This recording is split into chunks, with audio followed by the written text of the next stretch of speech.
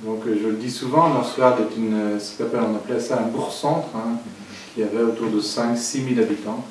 Et aujourd'hui, on a 8 500 habitants. On va tranquillement vers les 10 000 habitants. Donc on devient une petite ville. On a besoin d'un certain nombre d'équipements, dont la piscine. Alors, ce projet est dans les cartons de la communauté de communes depuis de nombreuses années, mais ça doit faire 10-15 ans que les élus sont dessus sur ce projet. Alors nous avons deux types d'activités au niveau de propositions que nous faisons aux usagers.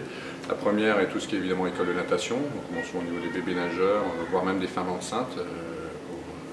Et on va sur l'apprentissage jusqu'à les 4 nages.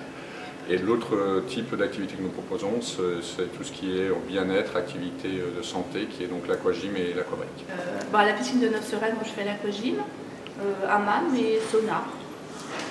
Moi j'ai fait que de l'aquagym et j'y viens avec bonheur le mardi matin.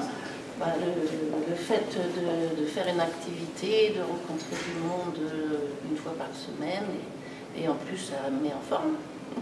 Dans l'eau ça porte, on est bien, on est légère. Si vraiment j'avais le budget, j'aimerais venir au moins 2 fois. Voilà, moi ça me plairait de venir le mardi et le jeudi par exemple. En fait c'est tout le cycle 2. Donc CP, CE1 et CE2 qui viennent sur toute l'année. Bon, je trouve que pour des enfants non nageurs, ils sont tout de suite dans le grand bain. C'est-à-dire ils se retrouvent tout de suite, même ceux qui ont peur de l'eau, ils se retrouvent tout de suite sans avoir pied. Finalement, ils ont l'air de bien s'en sortir et d'apprivoiser leur peur. Alors au niveau de l'handicap et de la mobilité réduite, aujourd'hui il y a une loi qui est sortie qui a une obligation que tous les équipements que peut recevoir du public soient en capacité d'accueillir ces personnes à mobilité réduite.